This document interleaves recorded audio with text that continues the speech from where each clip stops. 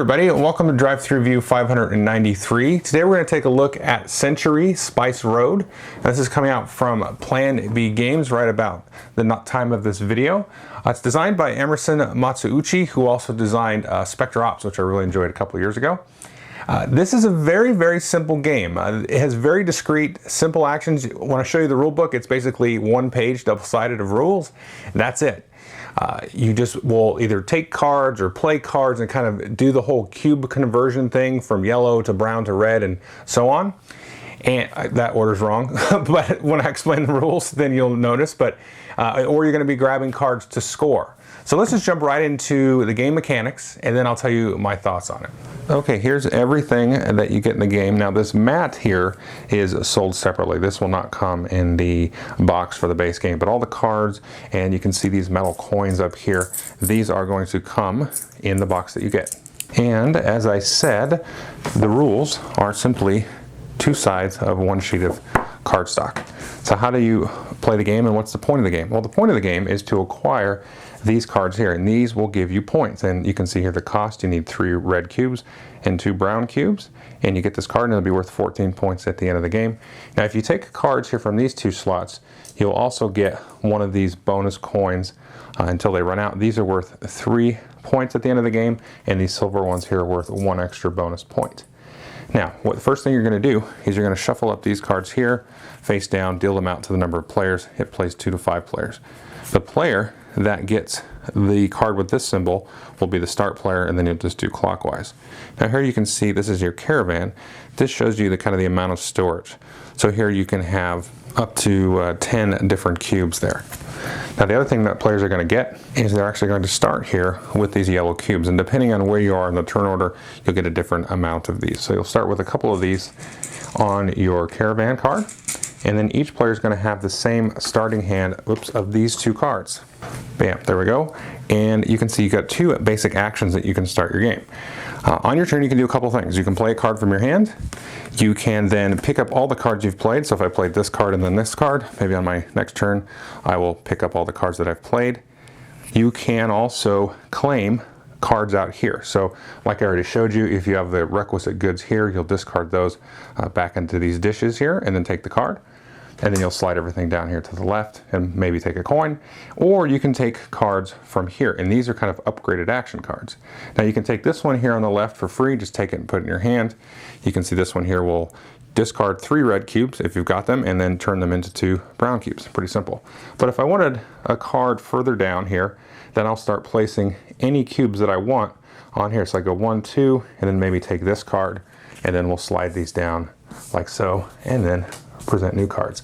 Now most of these cards here are going to be like converting one color into another. Sometimes you'll get a card like this that'll just give you cubes. So this one will give you 2 red cubes. This one here will just give you 1 brown cube. And then this one here is a very special card. This will allow you to upgrade cards. Upgrade cubes. This will upgrade 3 cubes. And remember, in your starting hand, you've got upgrade 2 cubes. Now what does upgrading mean? Well, if you look over here on the left, they have a kind of a very distinct hierarchy. So yellow is kind of the cheaper cubes here, and these do have names. This is turmeric, saffron, cardamom, and cinnamon. And so you can upgrade yellow to red, red to green, and then green to brown. So these are like, you know, the more rare cubes, the more expensive cubes, the more valuable cubes. And so when I take and play an upgrade card, because maybe I'll play this one, I could take, let's say I had 2 yellow cubes here. I can take these 2, discard them, and then get 2 red cubes. However, you can kind of daisy chain it as well. Let's say I played this card, I can upgrade this yellow cube into a red cube, and I've still got 1 upgrade action available from playing that card. I can take that red and then convert that into a green. So you can effectively upgrade 1 cube a whole bunch with all the little upgrade actions there. So that is the whole entire game. Now the game's going to end when a certain number of these cards have been acquired by one of the players. We'll finish out the round so everybody gets an equal number of turns. You add up all the points on the cards and the points from the coins. I should say that you do take the cards and put them face down. We have actually played it with them face up, but I'll talk more about that in the review. But that's it. You basically play cards, acquire cards. I should say, if you acquire a card with a cube on it, then you get the cube. And of course the last action is picking up all the cards that you've played. Okay, so that is Spice Road. What do I think of it? I absolutely love this game. It's really quick, really fast. You have a nice buildup of tension over the course of the game. You start off, you can't really do much. You know, you can upgrade a couple of cubes, get a couple of yellow cubes. That's it. Pick up your cards, go, go, go. And based on how kind of that deal of those upgraded action cards go, it can be sort of difficult to feel like you can navigate through that, build up a good kind of engine. And I don't really know what the optimal number of cards to go after is, but it feels like right around 8, maybe 10 cards that you would acquire. I don't know. It kind of varies, because sometimes you can get into a spot where you have an engine kind of early and you can really be going, and it really matches what's up there in terms of the scoring cards. So there's a kind of a weird balance between that, but then you're also kind of watching what the other players are doing, because you know Billy's got a bunch of brown cubes. So like, well, he's obviously going for this one that requires brown, so I can maybe go over here, maybe I can beat him to that one. But you might also get cards that like convert back too. So you might have one that you get a brown card and it gives you like 4 yellows and a red. And so scoring some of these easier ones, like this one here, you can see he's got 2 yellow and a red, the 2 simple ones, that gives you 6 points. Versus this one here, this gives you 18 for a bunch of the 2 hardest ones to get after.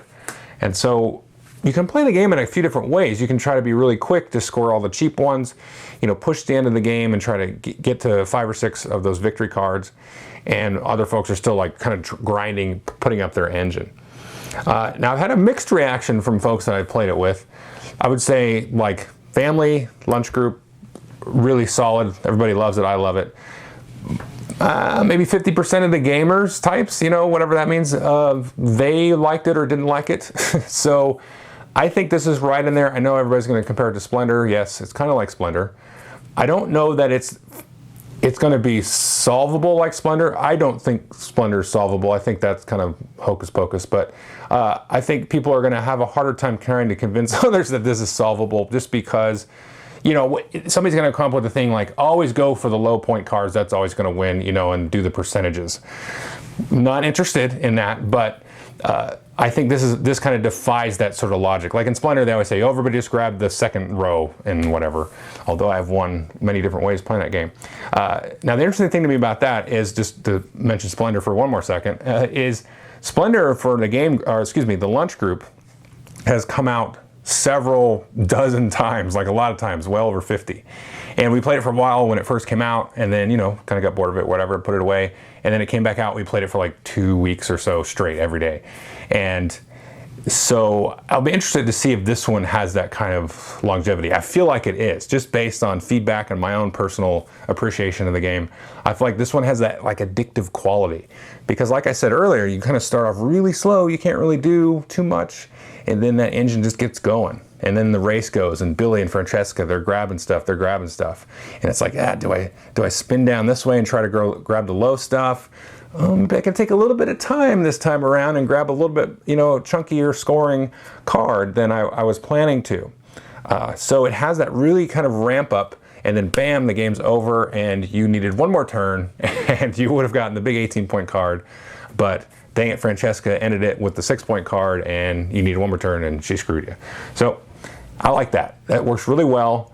It's one of those you could play like 2 times in an hour once people know how to play the game quickly. This is one that's like, it's really hard to say, hey, I like this because XYZ, the theme, this and that and that. This one though, the theme to me is kind of the whole supply and demand market thing. So the theme of that comes across. You're kind of at this bazaar in this Middle Eastern area, and grabbing actions, grabbing conversion cubes, and the cubes kind of have their own sort of, there's not like a supply of cubes because they're unlimited according to the rules, but it's just it's a dearth of actions, a rarity of actions that you're really getting at. And that whole like pressure of being at the marketplace trying to buy low, sell high, in a very, very abstract way, it really comes across. Again, this is hard to say, hey, I can latch my thesis here or whatever onto these couple of points and say this is why the game is good. This game is good because it's simple, and because it's fast, and because it's quick, it doesn't take long, and there is a ramp up in tension over the course of the game. there isn't a lot to sort of unlock in terms of complexity here, but there's always a lot to unlock in terms of what's going on and what's happening in the game. If you're there and you're present and everybody else is present, then it's like a thrill ride almost.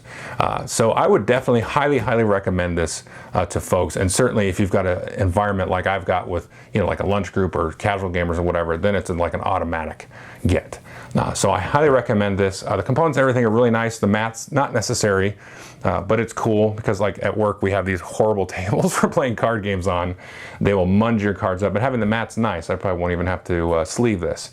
But everything else that comes in the base game, the artwork on the cards, the card stock, these little dishes here, really cool. Definitely getting your money's worth. So definitely take a look at this one. Thanks.